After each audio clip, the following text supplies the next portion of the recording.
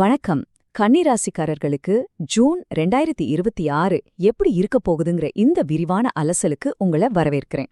ரொம்ப நாளா நீங்க சுமந்துட்டு இருந்த பெரிய சுமைகள் எல்லாம் இந்த மாசத்துல நடக்க போற கிரக மாற்றங்களால எப்படி முற்றிலுமா நீங்க போகுதுன்னு தான் இந்த தொகுப்புல நாம ஆழமா பார்க்க போறோம். வாங்க நேரடியா விஷயத்துக்குள்ள போகலாம்.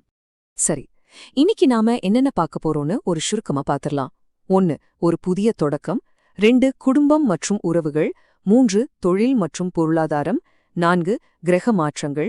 5. நட்சத்திர பலன்கள். கடைசியா 6. பரிகாரம் மற்றும் முடிவுரை. முதல்ல பகுதி 1, ஒரு புதிய தொடக்கம், சோகத்திலிருந்து விடுதலை. கடந்த மார்ச் மாசத்திலிருந்து கன்னி ராசிக்காரர்களாகிய நீங்க எவ்ளோ பெரிய சுமைகளை சுமந்துட்டு இருக்கீங்கன்னு நமக்கு தெரியும். அதனால இந்த முக்கியமான திருப்பு முனையிலிருந்தே ஆரம்பிக்கலாம். இப்போ இந்த ஒப்பீட்ட பாருங்களேன். கடந்த சில மாசமா திருமண வாழ்க்கையில விரிசல், தொழில்ல சரிவு, தாங்க முடியாத மன அழுத்தம்னு இருந்த நிலைமைக்கும் ஜூன் மாசம் கொண்டு வர்ற அந்த மிகப்பெரிய வாழ்க்கையே மாத்தக்கூடிய நிம்மதிக்கும் இடையில இருக்கிற வித்தியாசம் ரொம்பவே ஆச்சரியமா இருக்குல்ல. அந்த பழைய தேக்க நிலையெல்லாம் உடைஞ்சு உங்களுக்காக முற்றிலும் புதிய பாதைகள் இப்போ திறக்கப் போகுது. இதுக்கெல்லாம் என்ன காரணம் நினைக்கிறீங்க? அதுக்கு காரணமான அந்த மிக முக்கியமான கிரக மாற்றம் இதுதான். ஜூன் 1ஆம் தேதி முதல் குரு பகவான் உங்க ராசிக்கு 11ஆம் இடத்துக்கு வந்து ஒரு பெரிய கவசமா செயல்பட போறார். சுருக்கமா சொல்லணும்னா, சனியால ஏற்படுற கடுமையான பாதிப்புகளை இந்த குரு மாற்றம் பெருமளவு குறைக்கப் போகுது. இது நிஜமாவே ஒரு சூப்பரான நற்செய்திதானே. அடுத்து பகுதி 2, குடும்பம் மற்றும் உறவுகள். காயங்கள், ஆறுதலும் மறு இணைவும். இந்த புதிய பாசிட்டிவ் எனர்ஜி உங்களுடைய தனிப்பட்ட உறவுகளை எப்படி குணப்படுத்த போகுதுன்னு இப்ப பார்க்கலாம். இங்கே நாம முக்கியமா கவனிக்க வேண்டிய வார்த்தை மீட்பு. குழந்தைங்களால ஏற்பட்ட மன அழுத்தம் நீங்கிறதா இருக்கட்டும், குழந்தை பாக்கியத்துக்காக நீங்க எடுக்கிற மருத்துவ சிகிச்சைகள்ல கிடைக்க போற வெற்றியா இருக்கட்டும், எல்லாமே ரொம்ப சாதகமா இருக்கு. அதோட மட்டுமில்லாம நல்ல திருமண வாய்ப்புகள் அமையறதும், ரொம்ப நாளா பிரிஞ்சிருந்த தம்பதியினர் மறுபடியும் ஒன்று சேர்றதுக்கான வாய்ப்புகளும் இந்த மாசத்துல பிரகாசமா இருக்கு. ஒருவேளை உறவுகள்ல ஏற்பட்ட விரிசல் காரணமா நீங்க போலீஸ் ஸ்டேஷன், கோர்ட்டு, வழக்குன்னு அலைஞ்சிட்டு இருந்தீங்கன்னா உங்களுக்கு ஒரு நல்ல செய்தி. இந்த மாசத்தோட அந்த மன அழுத்தமான அத்தியாயங்கள்லாம் ஒரு முடிவுக்கு வரப்போகுது. நீண்டகால வழக்குகளுக்கு சாதகமான தீர்ப்பு கிடைச்சு உங்க குடும்பத்துல மீண்டும் ஆழமான அமைதி திரும்ப போகுது. சரி, இப்போ பகுதி 3, தொழில் மற்றும் பொருளாதாரம். தேக்க நிலை உடைபடும். இத்தனை நாளா உங்க தொழில்லையும் பொருளாதாரத்திலையும் இருந்த அந்த தேக்க நிலை இப்போ இறுதியா எப்படி உடைய போகுதுன்னு கவனிக்கலாம். இங்கே இந்த நம்பர் 11 கவனிச்சிங்களா? ஜோதிட ரீதியா இது மிகவும் சக்தி வாய்ந்த லாபஸ்தானத்தை குறிக்குது. இப்போ இந்த 11ஆம் இடம் ரொம்ப சுறுசுறுப்பா செயல்படுறதால வர அக்டோபர் மாசத்துக்குள்ள ஒரு பெரிய எதிர்பாராத மொத்த பணம் உங்களை தேடி வரப்போகுதுங்கிறத இது உறுதியா உணர்த்துது. ஆனா இங்க நான் ஒரு மிக முக்கியமான எச்சரிக்கைய பதிவு செஞ்சாகணும். கைக்கு வரப்போற அந்த மொத்த பணத்தை நீங்க ரொம்பவே கவனமா கையாளணும். நண்பர்கள் சொல்றாங்களே, இல்ல உறவினர்கள் ஐடியா கொடுக்கறாங்களேன்னு யாருக்கும் கண்மூடித்தனமா கடன் கொடுக்கறதையோ முதலீடு செய்யறதையும் கண்டிப்பா தவிர்க்கணும். உங்க சொந்த முடிவுகளும் நிதி ஆலோசனைகளும் மட்டும்தான் இப்போ உங்களுக்கு கை கொடுக்கும். இத மனசுல வச்சுக்கோங்க. அடுத்து பகுதி 4, கிரக மாற்றங்கள் மற்றும் எச்சரிக்கைகள். மாதத்தின் மத்தியில் நிகழும் மாற்றங்களை கவனித்தல்.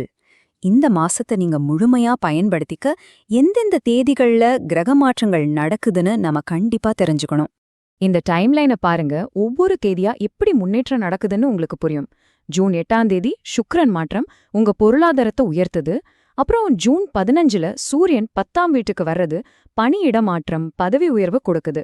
தொடர்ந்து ஜூன் 20, 23 தேதிகள்ல நடக்கிற கிரக மாற்றங்களை உற்று நோக்கினா ஒரு விஷயம் ரொம்ப தெளிவா புரியும். ஜூன் மாசத்தோட பிற்பகுதி பதவி உயர்வுகள், சாதகமான இடமாற்றங்கள், அப்புறம் அரசு பணி வெற்றிகளுக்கு ரொம்பவே உகந்ததா இருக்கு.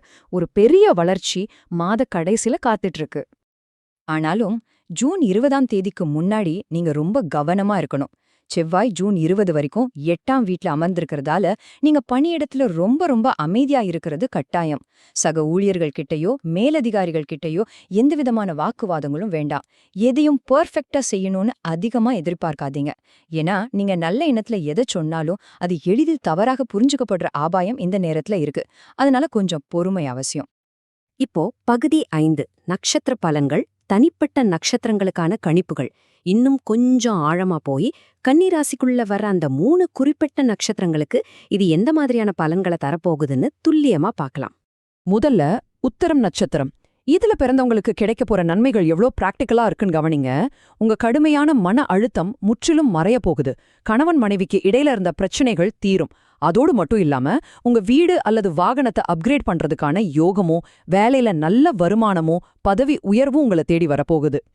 அடுத்து நீங்க அஸ்தம் நட்சத்திரக்காரர்களா இருந்தீங்கன்னா உங்களோட பலன்கள் அதிகமா உறவுகள் மற்றும் உணர்வுகள் சார்ந்து இருக்கும்.